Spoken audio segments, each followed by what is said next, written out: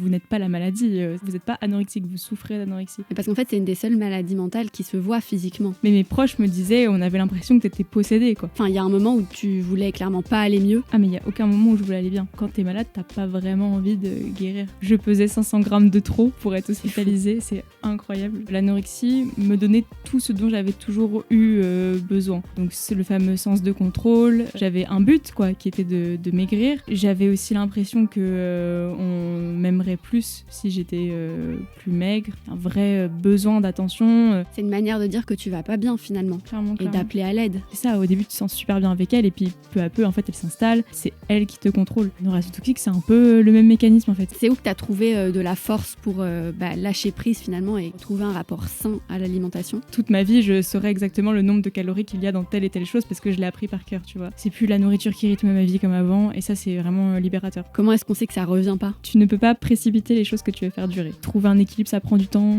C'est quoi qui te rend la plus fière? Alors vraiment elle me dit tu m'as sauvé la vie. Et c'est là où je me suis dit waouh, on peut vraiment avoir un impact sur la vie des gens et un impact super positif.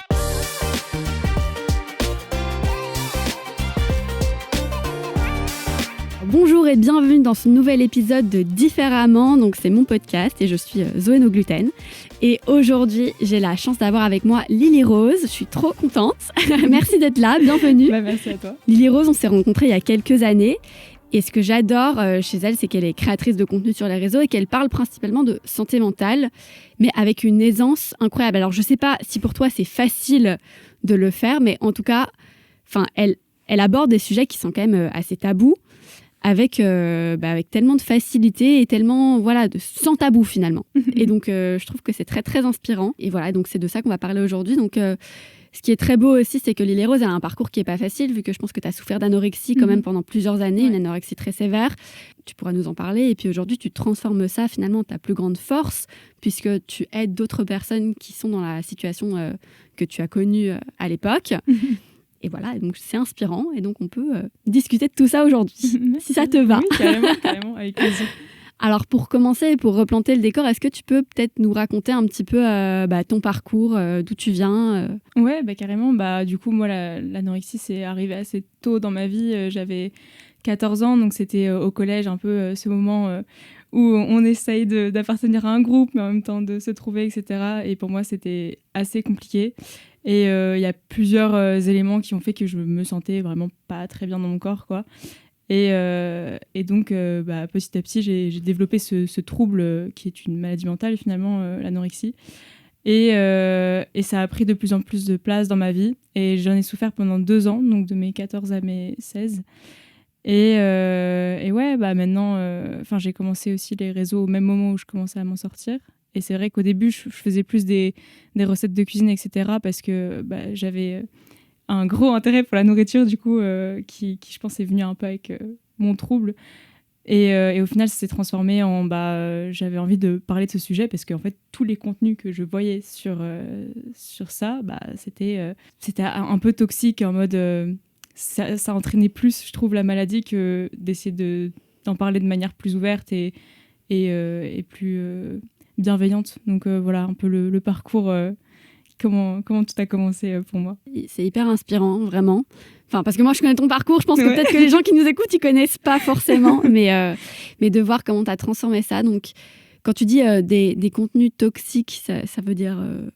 Qu'est-ce qui est toxique? Je pense que ces dernières années, on a vu quand même la culture de la diète. Je sais pas si c'est un mot qui te parle, mais en tout cas, pour ceux qui nous regardent, ça va être tout ce qui est le culte du corps parfait, de la maigreur, de la course au régime. On voit plein de régimes un peu fleurir dans tous les sens, tu vois.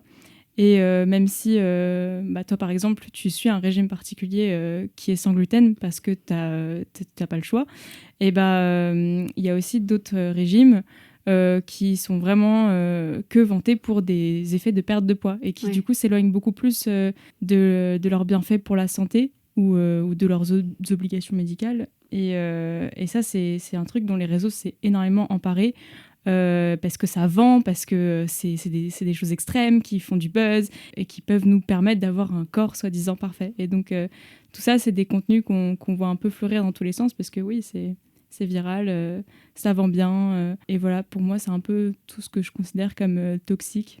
Notamment aussi la course aux calories. Aux recettes sans où on remplace tous les ingrédients par autre chose ça, pour les rendre moins caloriques, etc. Les pizzas à base de blanc d'œuf, j'en ai marre de les voir vraiment.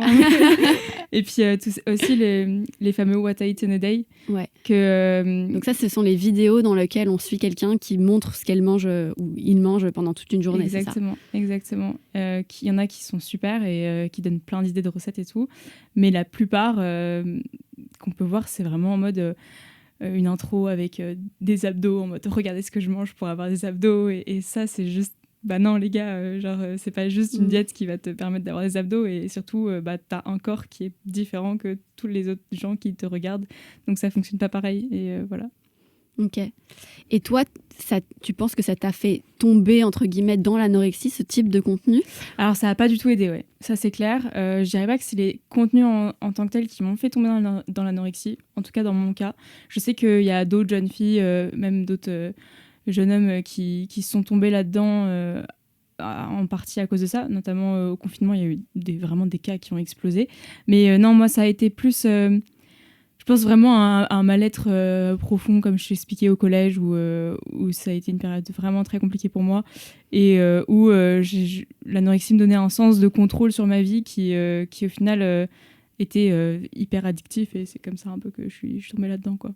Ouais, c'est vrai qu'on parle souvent de l'anorexie comme de la maladie... Enfin, où on met en valeur le fait qu'on a beaucoup de volonté, qu'on arrive à garder le contrôle sur plein de choses...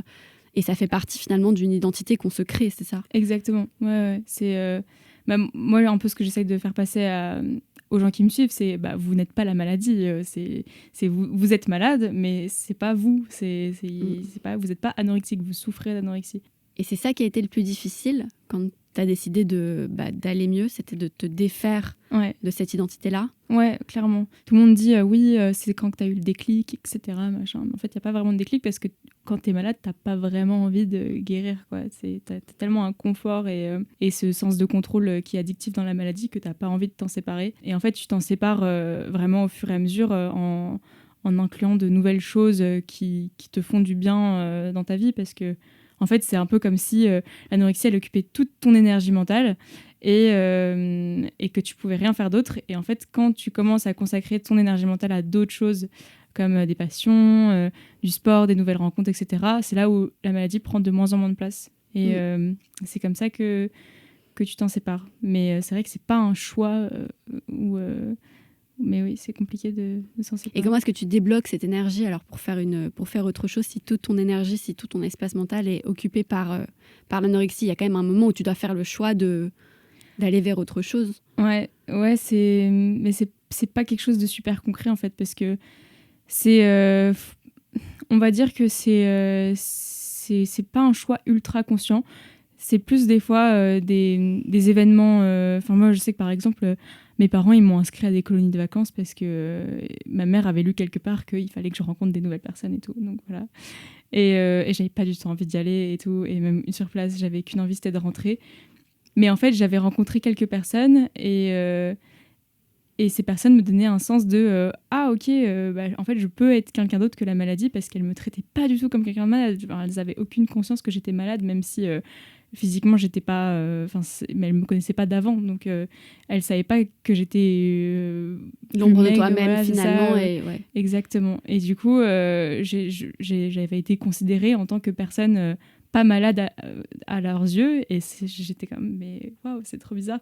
Et je pense que c'est des petites choses comme ça, des petits événements de la vie auxquels il faut se raccrocher et se dire en fait je peux exister sans, et savoir l'apprécier aussi, ces moments où on existe sans, et pouvoir les rendre de plus en plus réguliers dans la vie. Mais c'est clair que pour moi il n'y a pas de choix conscient de je veux aller mieux, parce qu'il n'y a aucun moment où je voulais aller mieux, quoi.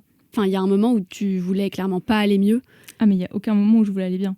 Il y a des moments où parce que c'est une maladie où t'en baves. Enfin, je sais qu'il y avait des jours où je me réveillais et je perdais mes cheveux par poignée et je pleurais parce que j'avais l'impression de perdre aussi ma féminité, etc. Et ces moments-là, tu te dis, faudrait peut-être que je mange quand même, parce que là, ça va pas, je perds mes cheveux.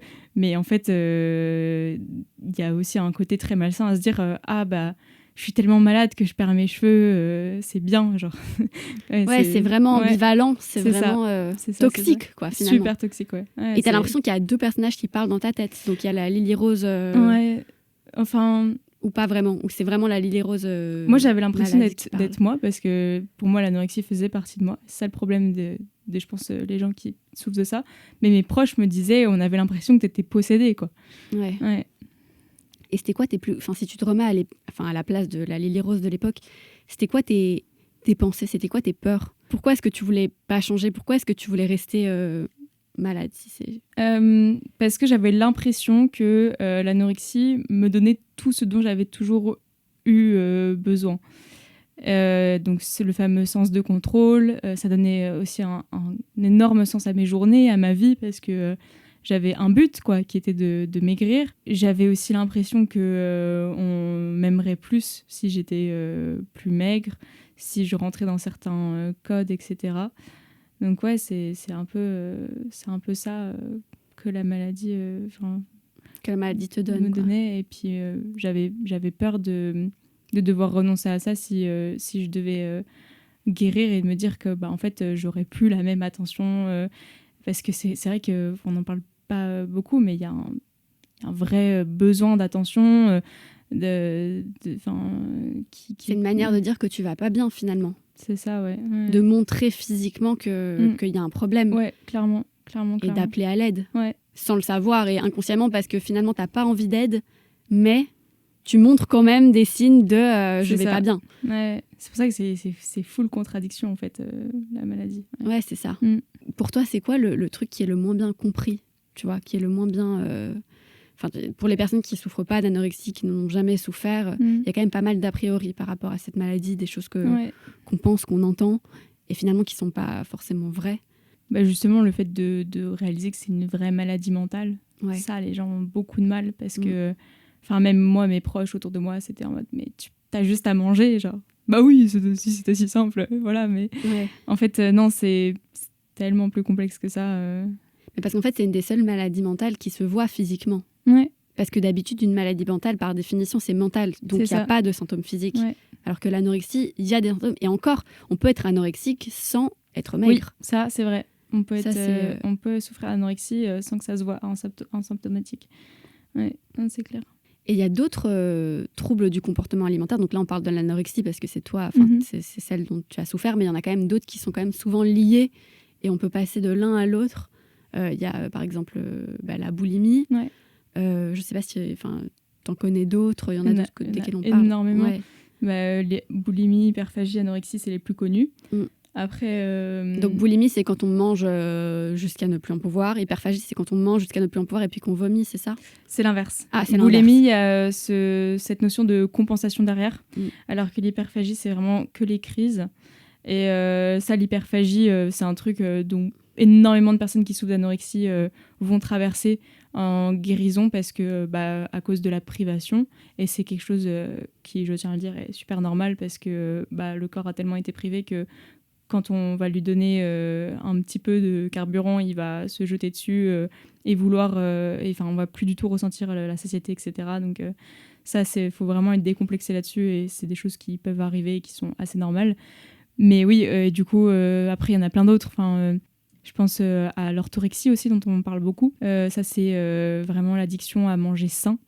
À être obsédé par ce qui est sain. Vraiment, c'est des gens qui vont avoir peur de le moindre petit gramme de sucre ajouté, etc. Mais oui, aujourd'hui, on parle beaucoup de la nourriture transformée et tout, mais là, c'est vraiment obsessif, quoi. Oui, c'est pas bien de manger transformé, mais c'est pas un drame non plus, quoi. Si ça arrive de temps en temps, en fait, c'est sain pour le mental, finalement. C'est ça. C'est pouvoir être flexible et lâcher prise. Et pas tout contrôler tout le temps. Exactement. Genre... Je pense que l'orthorexie, c'est quelqu'un, par exemple, qui a trop envie de manger une glace en été, mais qui se l'interdit à fond, parce que non, c'est hyper mauvais et tout. Alors qu'une personne qui a une relation saine avec la nourriture va se dire j'ai faim maintenant, j'ai envie de manger une glace, je mange une glace, quoi. Voilà. Puis après, il y en a plein d'autres. Il y a aussi d'autres trucs un peu plus spécifiques, comme il y a Pika aussi, où c'est le fait de manger des choses qui sont pas censées être comestibles. Enfin voilà, donc il y a énormément de troubles du comportement alimentaire. Et toi, tu penses qu'aujourd'hui, tu as retrouvé un rapport sain à l'alimentation ? Je pense qu'aujourd'hui, j'ai un rapport qui se rapproche beaucoup plus d'un rapport sain à l'alimentation en général. Mais c'est vrai que vu que j'ai traversé quand même cette période d'anorexie, pour moi, c'est pas quelque chose que je peux effacer de ma mémoire. Et du coup, toute ma vie, je saurais exactement le nombre de calories qu'il y a dans telle et telle chose parce que je l'ai appris par cœur, tu vois. Et du coup, j'ai un peu cette vision de la nourriture où, comme j'ai eu ce passif-là, je la vois d'une certaine manière qui a été changée dans tous les cas. Mais c'est vrai que je me pose plus les questions comme avant. Il n'y a plus cette notion de contrôle comme avant. C'est plus la nourriture qui rythme ma vie comme avant. Et ça, c'est vraiment libérateur. Mais c'est vrai que je ne peux pas voir la nourriture comme quelqu'un qui n'a jamais souffert de TCA, tu vois. Voilà. Donc TCA, trouble du comportement alimentaire, si exactement. on ne connaît pas. Mais donc, quand tu vois une assiette, tu vois directement le nombre de calories dans l'assiette ? Enfin, tu calcules automatiquement dans ta tête ? Non, pas automatiquement. Ça, pas du tout. Mais il suffit que j'y pense un petit peu et je le sais, quoi. Mais, et puis, même en termes de choix au quotidien, j'ai tellement été habituée à m'orienter vers des choses très saines, entre guillemets, ou alors faibles en calories, etc., que en fait dans mon habitude je vais pas être la meuf qui snack sur des gâteaux, je vais être la meuf qui snack sur des pommes par exemple, parce que c'est genre automatique et je me pose pas la question, je me dis pas est-ce que j'aimerais plus des gâteaux et tout. Non, j'ai trop envie de pommes, mais parce que j'ai fait que de manger des pommes en snack pendant toute cette période là. Et donc mais ça c'est peut-être sain, ou pas forcément dans ton cas. Pour moi, je pense que c'est sain parce que je me pose pas la question, tu vois. Okay. Mais je sais que c'est des choix qui datent de cette période où j'ai été ultra consciente de ce que je mangeais, trop consciente de ce que je mangeais, et qui du coup a influencé mes choix aujourd'hui. Mais c'est vrai que vu qu'il n'y a pas la question derrière de c'est mieux que je fasse ça ou ça, ou ça c'est plus sain, machin, et que c'est plus instinctif, pour moi c'est qu'il n'y a pas de problème, quoi. Ouais. Voilà. Et comment tu fais pour garder l'équilibre ? Parce que tu vois, tu disais l'anorexie arrive dans ta vie à un moment où tu n'étais pas bien mentalement, où tu te posais plein de questions, où c'était une grosse période de transition. Voilà, le collège, c'était pas facile. Il y a d'autres périodes de transition dans la vie. Comment est-ce qu'on sait que ça revient pas ? Comment est-ce qu'on sait que ça revient pas ? Parce que je pense que c'est pas juste un truc qui arrive forcément dans des périodes de transition déjà dans la vie. C'est vrai que après, avec le temps, j'ai vécu aussi d'autres choses compliquées qui m'ont mis dans des passages compliqués de ma vie. Mais c'est pas pour autant que j'ai rechuté parce que pour moi, j'étais guérie, tu vois. C'est vrai que, par exemple, des fois, tu passes une période stressante et tu perds un peu de poids parce que tu manges moins, parce que tu es stressé. Mais pour moi, ça c'est fait partie de la vie de tout le monde, tu vois. C'est pas juste quelqu'un qui souffre de TCA. Et donc, oui, il y a des gens qui vont rechuter à chaque moment où ça va pas aller bien. Mais c'est pour moi, le fait de guérir à 100%, entre guillemets, c'est que justement, tu ne rechutes pas dans les périodes compliquées. Voilà. Donc, Et tu mets des choses en place pour être certaine de ne pas rechuter ? Non, c'est vraiment naturel. Je me dis pas, faut absolument pas que je rechute. J'ai pas peur de rechuter. Donc voilà. Donc tu te sens stable, quoi. Ouais, grave. T'as trouvé ton équilibre. Exactement. Toi, t'as demandé de l'aide ? De moi-même, non. Mais vu que j'étais très jeune et que j'étais encore chez mes parents, etc., c'est vrai que ma mère a surtout voulu trouver des solutions avec l'aide médicale. Et donc, j'ai vu pas mal de médecins, vraiment beaucoup. Et j'ai même... à un moment, elle a même appelé l'hôpital. Et d'ailleurs, j'ai une anecdote là-dessus, c'est que l'hôpital a dit que je pesais 500 grammes de trop pour être hospitalisée. C'est incroyable quand j'y pense. Donc toi, dans ta tête, tu t'es dit, je dois perdre 500 grammes ? Ou tu voulais pas y aller ? Non, j'avais pas du tout envie de me faire hospitaliser dans tous les cas. Mais je voyais ma mère s'effondrer en larmes et me dire, mais... c'est horrible, quoi, parce qu'elle a même pas une solution parce que je pèse 500 grammes de trop alors que elle voyait sa fille aller mal. Après, moi, je me rendais pas forcément compte, mais voilà. Et oui, donc j'ai vu plein de médecins et c'est vrai que le corps médical, en tout cas, quand moi c'était même pas quelques années, c'était catastrophique, quoi. Vraiment. Dans quel sens ? Dans le sens où je me suis fait insulter en consultation par des professionnels dans les TCA, tu vois, genre vraiment spécialisés là-dedans. Vu que énormément de personnes qui souffrent d'anorexie aussi ont ce côté très lucide, où on peut se mettre dans un mode où on sait très bien ce qui nous arrive, on a fort conscience de ce qui se passe, on on peut très bien manipuler les gens pour leur faire croire que tout va bien et qu'on va s'en sortir, etc. Du coup, les psychiatres et les psychologues, quand ils nous voient juste aller bien et répondre les bonnes questions, ils sont en mode, en fait, il n'y a rien, voilà. Donc, non, c'est assez catastrophique. J'ai l'impression qu'ils ne sont pas hyper informés, quoi. Donc, voilà. Et donc, ça t'a pas aidé, toi ? Non, pas du tout. Pas du tout. Ouais. Donc tu t'es aidée toute seule ? Ouais. C'est où que tu as trouvé de la force pour lâcher prise finalement et lâcher ce contrôle qui te faisait du bien à l'époque ? Je pense que moi j'ai de la chance d'avoir une famille vraiment incroyable. Genre j'ai vraiment pris conscience de ça avec le temps, c'est que j'avais des proches mais en or quoi qui en fait m'ont créé une safe place un peu autour de moi. Et du coup, j'ai pu me rattacher à ça et à l'amour que j'avais autour de moi, etc. Puis c'est aussi... la guérison a commencé aussi à un moment où j'étais au premier confinement. Et du coup, c'était une ambiance, en tout cas, que moi, j'ai super bien vécue parce que j'étais chez mes parents, il y avait un grand jardin, je pouvais passer du temps dehors, du temps pour moi, etc. J'avais plus la contrainte du lycée parce que... voilà, donc ça, c'était très libérateur. Et du coup, de pouvoir... en fait, me reconcentrer que sur moi, ça m'a fait beaucoup de bien. Et je pense que ça a été ultra thérapeutique pour moi à ce moment-là. Donc, vraiment être super bien entourée et me prioriser avant tout. Voilà. C'est quoi les gestes que tes proches ont pu avoir qui t'ont aidé le plus ? Les gestes que je trouve hyper utiles, c'est justement, tu sais, tout à l'heure, je te disais, j'avais rencontré des potes qui m'ont dit... normalement. Exactement. Avoir cette attitude de la part de mes potes, en tout cas, en mode, t'es juste une meuf normale, t'es fun, t'es pas malade, tu vois. Ça, c'est trop bien. C'est trop bien parce que t'as ce moment où t'oublies, en fait, ton quotidien avec la maladie et que t'arrives à séparer l'entité, entre guillemets, de la maladie et toi. Et ça, c'est trop cool.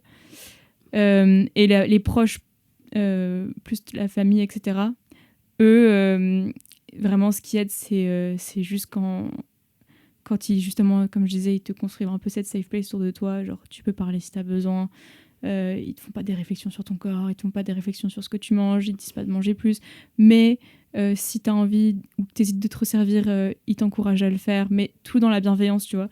Et ça, c'est vraiment pour moi, le fait de libérer cette pression, cette tension qu'il y a autour, parce que quand on voit son enfant, je suppose, dépérir comme ça, on a envie de le secouer, mais en fait, non, c'est vraiment une question de fluidité, ok, on va libérer les tensions, comme ça, la parole est libérée, les gestes sont plus instinctifs, plus fluides, et ça c'est vraiment très très sympa à vivre. À quel moment ils se sont rendus compte que t'allais pas bien ? Parce que tu dis, toi, t'as peut-être mis plus longtemps à te rendre compte de ton problème. Eux, ils s'en sont rendus compte avant toi. Ouais. Comment ? C'était quoi les choses qui les ont... qui ont sonné une alarme, quoi ? Je pense que... ma mère, en tout cas, me parle souvent qu'il y a eu un été, donc l'été avant que je perde beaucoup de poids, où elle a vu que mon regard, entre guillemets, avait changé. Je pense que c'est un truc de maman, elles savent très bien comment leur fille fonctionne. Même ma mère, des fois, je l'appelle au téléphone et elle sait directement si dans ma voix je vais bien ou si je vais pas. Et là, je pense qu'elle a ressenti ce truc de ok, là, il y a un truc qui a changé chez ma fille. Et puis après, forcément, il y a le début où, en tout cas, moi, j'ai perdu beaucoup d'un coup. Vraiment, sur un mois, j'ai perdu, mais j'ai fondu. Et là, mes parents, évidemment, ils savaient qu'il y avait un problème. Et moi, je m'en rendais pas compte parce que j'étais en mode, mais non, mais c'est trop bien, et je vais enfin avoir mon corps de rêve et tout. Alors que, non, ça va pas du tout, quoi. Voilà. Et tu leur parlais de tes régimes parce que tu mangeais à la maison. Donc, tu mangeais avec eux, donc ils voyaient que tu mangeais pas, ou est-ce que tu voulais manger différemment ou... Ils voyaient que je mangeais pas, très peu. Mais en fait, le début, pour moi, c'était pas vraiment de la restriction parce que c'était vraiment, j'avais un dégoût de la nourriture énorme, quoi. Et du coup, c'était même pas que je me forçais à ne pas manger, c'est que je n'arrivais pas à manger.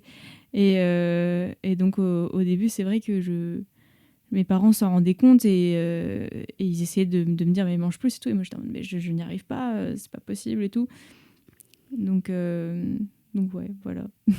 C'est fou. Après, chaque histoire est différente. Je pense que si je pose la même question à quelqu'un d'autre qui a souffert de la même chose, sa réponse va probablement être différente parce que les facteurs déclencheurs clairement. différents à chaque fois. Donc, c'est pas parce que toi, tu as vécu ça comme ça que Ouais, une autre personne va le vivre clairement pas. de la même manière. Et Ouais. je pense que c'est aussi ce message-là que tu essaies de faire passer sur les réseaux aujourd'hui. C'est ça. D'ailleurs, donc tu me disais, tu as commencé les réseaux pendant le confinement, Ouais. c'est ça? Pour partager des recettes à la base? Oui, exactement. Parce que tu en avais besoin, en fait, ça te motivait à cuisiner? C'est ça. Mais en fait, c'est aussi que je m'ennuyais beaucoup et que comme j'avais un peu cette obsession avec la nourriture en général et la cuisine en général, c'était vraiment mon passe-temps, quoi. Et puis mes parents, ils télétravaillaient, donc j'étais la petite fille sympa qui faisait à manger pour tout le monde. Donc ouais, j'ai commencé à filmer comme ça et c'est comme Et ça. tu mangeais ce que tu cuisinais? Au début, non. Ah ouais. Au début, non. Mais en fait, quand je voyais mes proches prendre beaucoup de plaisir à manger ce que je faisais et je me rendais compte qu'en fait, je cuisinais plutôt bien, ça m'a encouragée aussi à commencer à manger. Et puis, même en postant, etc., mes vidéos, les gens étaient en mode « Ah, ça a l'air super bon et tout ». Et du coup, ça a créé ce truc autour de la nourriture où c'était plus l'ennemi, c'était un truc ludique et créatif et bon. Et voilà. Donc, c'est un peu comme ça que c'est venu. Mais au début, c'est vrai que je mangeais pas trop, non, ce que je faisais. Ouais, c'est fou quand même de se dire ça, d'être tellement dans ce truc de je dois cuisiner parce que c'est obsessionnel et en même temps je peux pas manger parce que c'est... Ah mais c'est hyper fréquent par contre ça chez les personnes qui souffrent d'anorexie. Surtout les trucs sucrés, on fait des gâteaux pour tout le monde, on n'y touche pas. Ouais. Ça arrive, ouais. C'est fou. Et à quel moment tu t'es dit que tu allais switcher sur les réseaux? Parce qu'aujourd'hui tu partages plus trop des recettes. Non, pas trop. Ça arrivait assez naturellement. C'est vrai que je me rendais compte au bout d'un moment que je me forçais à faire des recettes et que c'était plus quelque chose de super... oui, j'aime toujours cuisiner, mais en fait, je prenais plus tant de plaisir à cuisiner, à faire des recettes et voilà. Et puis, je pense aussi que j'étais arrivée à un moment dans ma vie où mon intérêt pour la cuisine avait diminué et c'était orienté vers d'autres choses, par exemple comme la santé mentale, etc. Parce que j'avais traversé d'autres choses assez compliquées et je m'étais dit j'ai vraiment envie de parler de ça parce que en fait moi quand je vais pas bien, ce que je fais c'est que je recherche des gens qui ont vécu la même chose que moi et qui peuvent me rassurer, etc. Sur certaines choses, ou alors qui peuvent témoigner de leur vécu, ou alors je me rends compte que effectivement ce que je vis là c'est pas normal et en fait j'ai envie de me dire en fait, cette personne qui pourrait témoigner, ça pourrait être moi. Et ce rôle de rassurer les gens et de leur dire que tout va bien, entre guillemets, mais genre dans le sens où... que c'est légitime. C'est légitime, voilà, c'est ça. Je pense que légitime, c'est le grand mot, effectivement, que j'essaie de faire passer. C'est, oui, t'es légitime. Et donc voilà, c'est un peu ça le switch où je me suis dit... en fait, je vais faire ce que j'aime et voilà quoi. Là, c'est ça. En fait, tu fais ce qui t'aide toi. Exactement. À l'époque où tu as commencé à faire les recettes, ça t'aidait toi d'abord. Et puis, ça a pu peut-être rayonner sur les autres. Et aujourd'hui, ça t'aide probablement toi de partager des informations sur la santé mentale parce que c'est celle que tu aurais voulu avoir, que tu as peut-être encore besoin d'avoir aujourd'hui et que tu partages et qui résonne avec d'autres gens et qui crée des conversations finalement. Grave, c'est ça. C'est ce qui est trop bien, c'est que c'est un échange en fait. C'est le bon côté des réseaux. Ouais. Parce qu'il y a quand même le bon et le mauvais. On a commencé par le mauvais au début de cette conversation où on disait qu'il y avait plein de trucs toxiques quand même sur les réseaux. Et il y a quand même des très beaux côtés et des personnes qui permettent, des comptes qui permettent d'aller mieux, d'aller bien, de donner des informations qui sont pertinentes. Quoi, grave. Ouais. Comme toi, t'aides plein de personnes. Non, mais c'est vrai. Faut de manière dire, différente, mais c'est sûr que oui. Ouais. Je pense positif. que tu dois avoir plein de personnes qui te remercient aussi au quotidien parce que c'est des personnes tu vois qui doivent se sentir extrêmement seules aussi, tu vois. Donc non, c'est hyper cool. Clairement. Ce qu'on fait toutes les deux finalement, tu as toujours l'impression que tu es seule quand tu souffres d'une maladie mentale ou bien quand tu souffres d'une maladie qui est rare et qui est pas très connue, et que tu dois avoir un régime qui est strict et différent, tu peux vite te sentir démunie. Enfin, moi je connais pas vraiment dans mon entourage proche de personnes qui mangent sans gluten par exemple. Ouais. Et donc au début, je voulais créer cette communauté pour justement en parler avec des personnes qui comprennent, quoi. Et puis aujourd'hui, ça a pris une ampleur qui était bien plus grande que ce que j'aurais pu imaginer. Mais c'est incroyable de se dire que, toi qui te sentais si seule, au bout d'un moment, tu as tout de suite cette communauté qui te suit. Ça doit être impressionnant. C'est fou. Ouais. C'est quoi qui te rend la plus fière dans ton parcours? Je pense que c'est vraiment le fait d'aider les gens et de me rendre compte que ça marche. Parce que c'est vrai que en fait, un jour, il y a une fille qui m'a arrêtée dans la rue et qui m'a dit que je lui avais sauvé la vie. Alors vraiment, elle m'a dit, tu m'as sauvé la vie. Et c'est là où je me suis dit, waouh, en fait, genre, on peut vraiment avoir un impact sur la vie des gens et un impact super positif.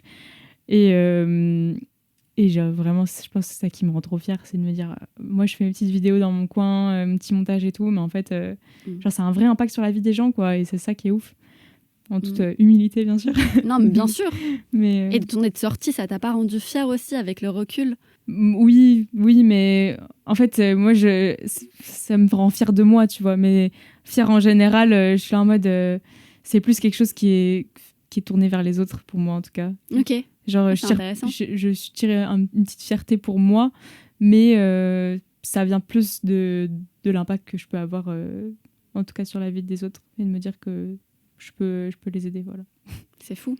Il y a d'autres personnes qui te donnent de la force aussi sur les réseaux, ou bien qui t'ont aidé à l'époque comme toi t'aides maintenant, ou pas, ou justement c'est parce que tu n'en as pas trouvé que...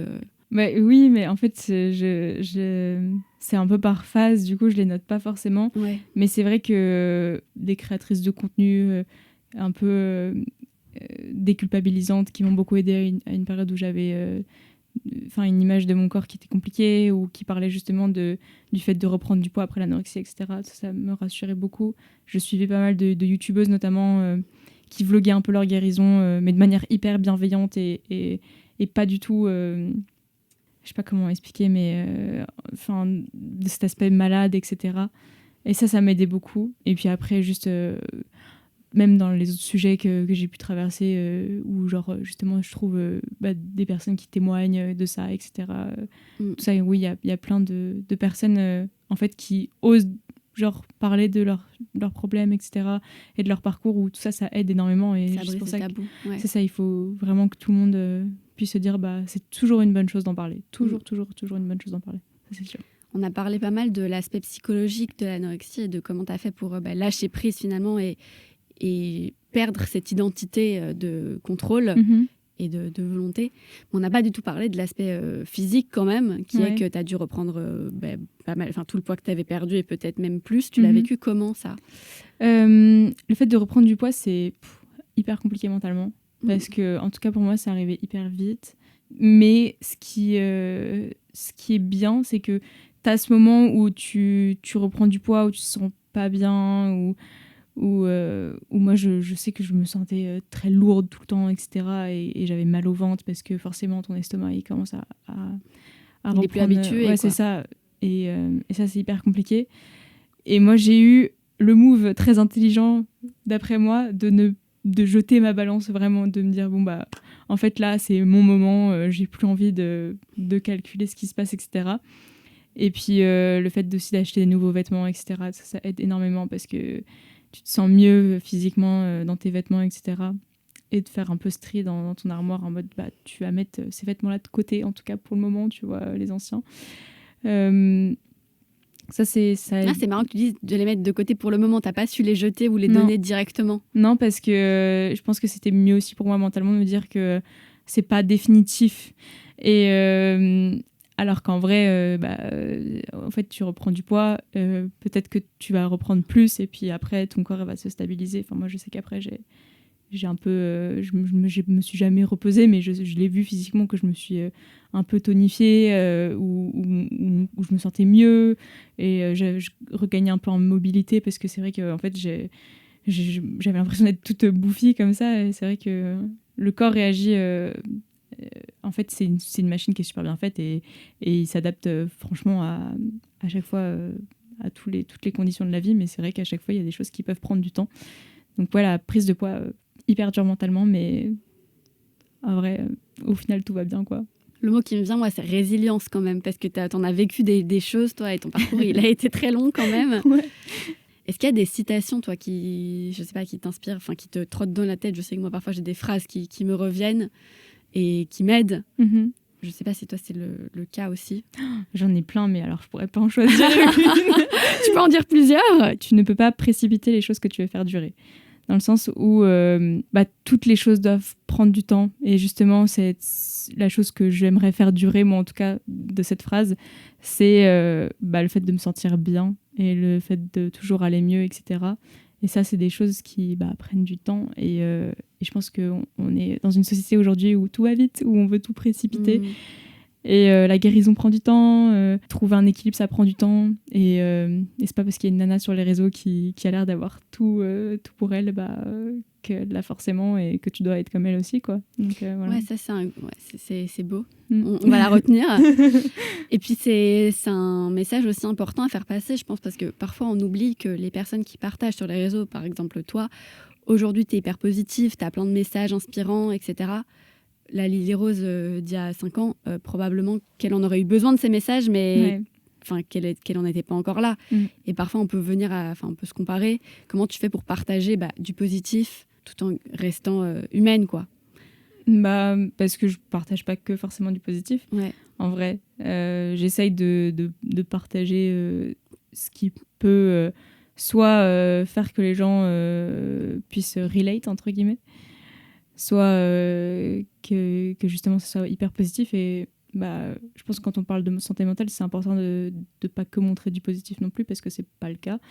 La santé mentale, c'est pas que positif. Et donc justement, c'est plus, comme tu dis, rester humaine tu partages en général. Tous les moments. Et comment tu fais pour rester alors authentique, donc partager tous les moments, mais tout en te protégeant? Parce que quand même, c'est des sujets, malgré le fait qu'on brise des tabous, etc., qui restent très personnels. Ouais, mais en fait, moi, j'ai pas... Je garde une partie de ma vie perso dans tous les cas. Laquelle, par exemple? Mes relations... perso, ma famille, etc. C'est des choses qui sont vraiment dans mon cocon perso, dans mon jardin secret, quoi.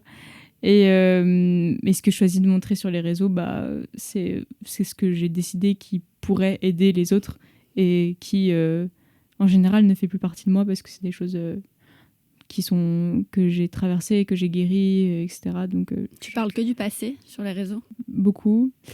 Pas que, un peu moins maintenant, mais c'est vrai que le passé, c'est l'expérience, donc c'est ce qui est facile, entre guillemets, à partager. Voilà. Tu vois un lien entre le fait d'avoir traversé l'anorexie et une relation toxique? Est-ce que c'est lié, les deux? Est-ce que c'est la même sorte de schéma, peut-être? C'est carrément le même sorte de schéma. Parce que souvent, moi, je fais le lien de fou entre une relation toxique et l'anorexie. Mais que ça m'est tombé dessus, la relation toxique, parce que j'ai traversé l'anorexie, ça, je ne saurais pas trop le dire. Ouais. Mais c'est vrai qu'il y a un fort lien, parce que, en fait, tu regardes l'anorexie, elle arrive un peu, si je devais la personnifier, elle arrive un peu dans ta vie à un moment où tu en as besoin, et elle répond à un manque, et elle te conforte, elle te donne un sens de combler un manque, etc. Et au début, c'est ça, au début, tu te sens super bien avec elle, et puis peu à peu, en fait, elle s'installe, et c'est elle qui te contrôle. Et une relation toxique, c'est un peu le même mécanisme, en fait. C'est un mec qui arrive, qui te love bomb à fond, et t'es là en mode waouh, c'est génial. Et puis en fait, quand t'es tombée amoureuse et que tu l'as laissé rentrer dans ta vie, et là, il peut faire un peu tout ce qu'il veut, quoi. Donc c'est vraiment très similaire. Genre, il y a un fort parallélisme entre les deux, c'est clair. C'est fou, je trouve que c'est intéressant d'en parler comme ça et de personnifier l'anorexie pour les personnes qui ne connaîtraient pas et qui ne comprendraient pas vraiment le mécanisme, parce que c'est beaucoup plus parlant, et j'aime toujours bien utiliser des images, donc c'est vrai que c'est une chouette image entre grands guillemets. Oui. Mais non, c'est vrai que je pense que c'est important de la personnifier aussi, parce que ça permet de la séparer aussi, quelque part, même pour les personnes qui en souffrent.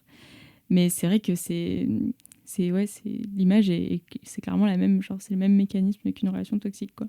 On a parlé de plein de sujets. Je sais pas s'il y avait des sujets que tu voulais encore aborder. En vrai, moi j'avais une question pour toi. Ouais, vas-y. Parce que je me dis quand même, je sais que il y a beaucoup de TCA qui se développent aussi à cause de justement le fait de suivre un régime restrictif. Tout à fait. Est-ce que toi, c'est quelque chose qui t'a touché? Parce que justement, tu devais... Enfin, quand même, t'as quand même un contrôle qui doit être important sur ce que tu manges. Tout à fait. Et même, tu sais, je vois tes stories où tu dois aller dans les restos, demander que ça soit bien sans gluten, etc. et tout.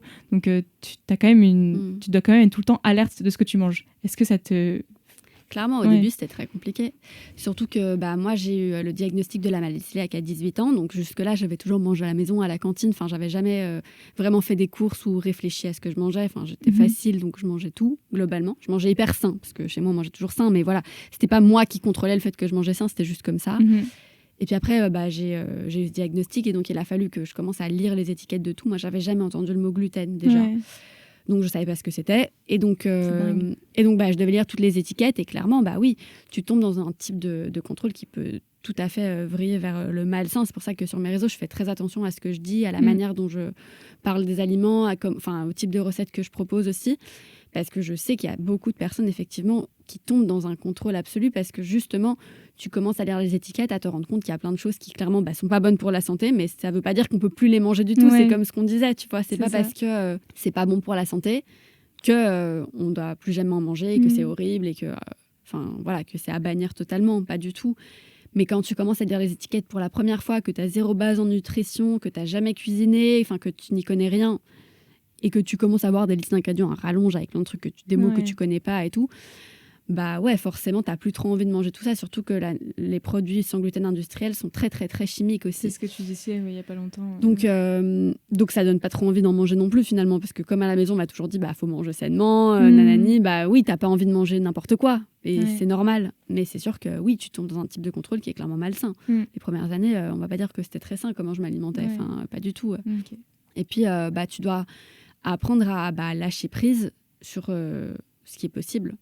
Parce qu'il y a quand même un type de contrôle qu'il faut garder. Ah bah oui, t'as pas le choix en fait. Que t'as pas le choix. Ouais. Et c'est ça qui est compliqué, c'est que tu dois garder le contrôle sur certaines choses et comprendre que tu peux lâcher prise sur plein d'autres choses. Et c'est ce que j'essaie d'expliquer aussi sur mes réseaux quand les gens me demandent comment tu fais pour aller au restaurant, moi j'y arrive pas, etc. Je dis ouais, mais en fait c'est un truc qu'il faut apprendre et que si tu restes chez toi, c'est tout aussi dangereux finalement parce que tu vas t'isoler. Ouais. Donc en fait, tu peux pas vivre à l'abri de tout. Bien sûr qu'il y a des dangers partout, mais traverser la rue, c'est dangereux aussi. Aller au restaurant, pour moi, oui, c'est dangereux, mais c'est un danger que je contrôle, que je choisis finalement. Et donc je mets en place des stratégies pour faire en sorte d'être le moins malade possible, mais je le sais. Ça fait partie de ma vie, c'est comme ça que de temps en temps, je vais aller au restaurant, il va y avoir une erreur et je vais manger du gluten sans faire exprès parce que c'était contaminé, parce qu'on m'a mal compris, parce que j'ai pas bien posé la question, pour plein de raisons différentes. Et voilà, et c'est comme ça. Et pendant longtemps, tu te sens hyper coupable parce que tu te dis que t'as mal géré le truc, que t'as pas bien posé justement la question, que t'aurais dû commander autre chose. Et puis tu dois apprendre à lâcher prise sur tout ça et te dire qu'en fait finalement c'est pas de ta faute, que tu vis avec ça tous les jours, que d'habitude on mange 3 fois par jour, donc tu as plein de raisons de faire une erreur, que la majorité du temps tu fais pas l'erreur et que parfois ça arrive quoi. Mais c'est sûr que le travail de lâcher prise, c'est un travail que tu dois faire aussi, clairement, parce que sinon tu tombes dans un truc qui est tu vis plus quoi. Qui est hyper contrôle tout le temps et tu deviens fou et tu t'isoles. Moi, ce que je dis aux gens aussi qui n'osent pas aller au restaurant, c'est alors, faisons petit à petit, comme toi tu dis, tu vois, on peut faire un pas après l'autre, juste va au restaurant, mais t'es pas obligé de manger, mais juste vas-y en fait. Ouais, c'est ça. Limite, commande, je sais pas, de l'eau, tu vois, si tu veux rien commander d'autre, ou une tisane, ou un café, quelque chose, tu vois. C'est vrai que du coup, comme c'est une maladie rare, entre guillemets, c'est quand même une faible partie de la population qui est touchée. Je crois qu'il y avait, et justement, tu avais passé la barre des 700 000 et tu disais il y a 700 000 cas en France, c'est ça, de maladies cœliaques, c'est incroyable. Et du coup, tu dois quand même avoir aussi ce sentiment d'isolement quelque part au début que tu dois combattre parce que le fait de partager un repas, c'est quand même un aspect social hyper important, surtout en France. Ça doit être... Alors oui, au début clairement, après tu te sens surtout différent, d'où le nom du podcast. Tu vois, on voit les choses différemment, on mange différemment, on se sent différent clairement parce que mes proches aujourd'hui ils savent, il n'y a pas de problème, mais c'est plus dans des situations où tu connais pas les personnes. Tu dois être préparé à répondre tout le temps aux mêmes questions. Les gens vont pas forcément comprendre. Dans mon cas, j'ai une raison qui est très, très légitime. Donc, entre guillemets, ça cloue le bec. Parce que, tu vois, les personnes vont te faire 2-3 remarques. Tu manges pas le gluten, nanani, tu fais régime. J'ai pas le choix, en fait. Oui, voilà. Tu leur expliques 2 secondes, en fait, ce que ça te fait. Voilà, la discussion, elle est assez terminée. Mais je pense à toutes les personnes qui ont des régimes XY pour d'autres raisons. C'est beaucoup plus dur à gérer aussi parce que t'as pas de raison, entre grands guillemets, légitime de manger sans gluten. Or, toi, ça te fait du bien et t'en as besoin. C'est pas forcément toujours facile à gérer.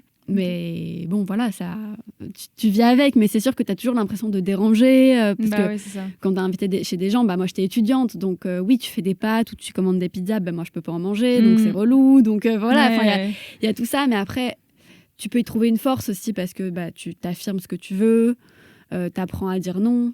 Moi, c'est pas quelque chose que je savais faire.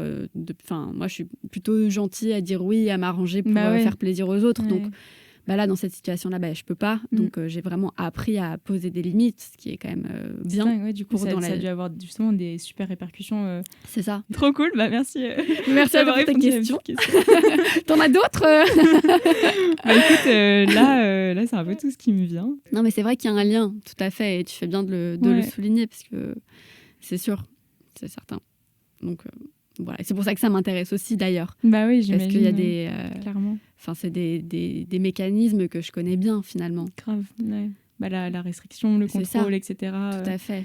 Ouais, non, et puis le rapport à la nourriture en général. J'imagine que toi aussi, du coup, tu ne vois pas la nourriture comme quelqu'un qui a un rapport complètement normal à la nourriture, tu vois. Non, clairement pas. Tu vois, par exemple, quand je vais au restaurant, je peux sentir en 2 secondes la sauce dans la salade si je peux Enfin, tu vois, même avec mon nez, je peux savoir si si c'est suspect ou pas, quoi. Okay. Juste à la consistance. Enfin, si c'est une sauce, je sais pas, moi, pour de la viande et tout, je peux voir à la consistance si... Il y a de la maïzena dedans ou oui, si c'est de la farine. Non, si c'est de maïzena. Oui, mais c'est ça, tu vois.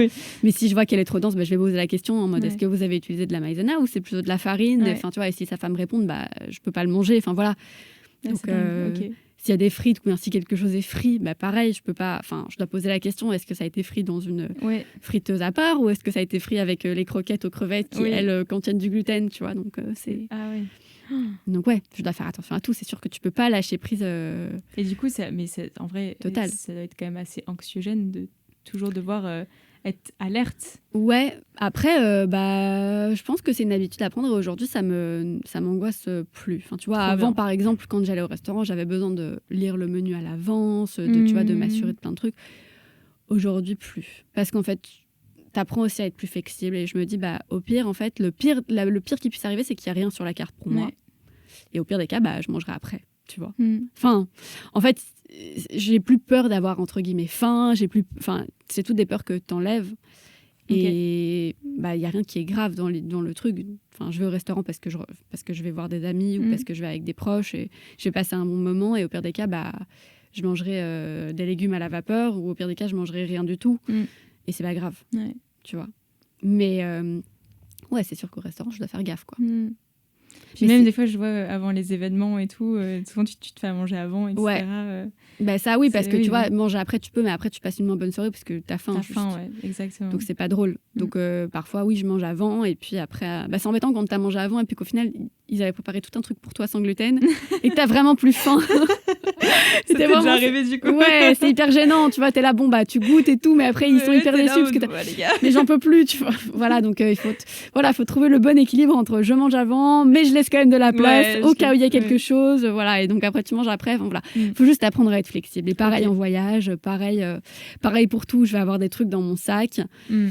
Voilà, typiquement, je sais pas, genre des noix, une barre de céréales que je peux manger, 2-3 trucs comme ça, une pomme, des trucs qui peuvent faire snack, entre guillemets, si jamais il y a besoin, pour pouvoir au maximum être dans l'insouciance. Et là, je go avec ce qui est.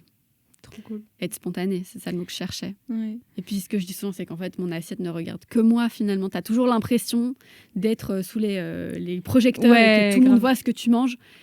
Mais en fait, les gens qui ont une relation saine avec la nourriture ne regardent absolument pas ce que tu manges. Et puis ils n'en ont rien à faire. Et les gens qui ont une relation toxique avec la nourriture, peut-être, mais ça ne regarde que finalement. Ouais, c'est leur problème, pas le tien.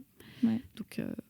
Donc voilà, ça faut s'y faire. Et si quelqu'un te regarde bizarrement, c'est probablement qu'il a un souci et qu'il gère quelque chose personnellement et que voilà, faut pas le prendre pour toi. c'est bien. Voilà, écoute, je pense qu'on a parlé de plein de sujets cette fois-ci, vraiment. C'était hyper intéressant, c'était trop cool. On peut te retrouver du coup sur TikTok et Instagram. TikTok, Insta, ouais. Lily Rose Galeazzi, c'est ça? Exactement. Merci beaucoup pour ton temps, pour d'avoir répondu à mes questions, de m'en avoir posé aussi, ça change. Non, mais trop cool. C'est vrai que ça m'est venu dans la discussion, mais Mais non, mais trop cool, merci pour cet échange. Pardon. Bah, écoute, et merci à toi de nous avoir écoutés jusqu'ici. Si c'est le cas, n'oublie pas de mettre 5 étoiles, s'il te plaît, ça aide vraiment, ou un commentaire, un like, envoie à tes amis, enfin voilà, tout ce que tu veux, parce que si tu l'as trouvé intéressant, ça serait chouette que d'autres personnes puissent le découvrir aussi, et ça aide vraiment. Et je te dis à mercredi prochain. Salut, merci Lily. Au revoir.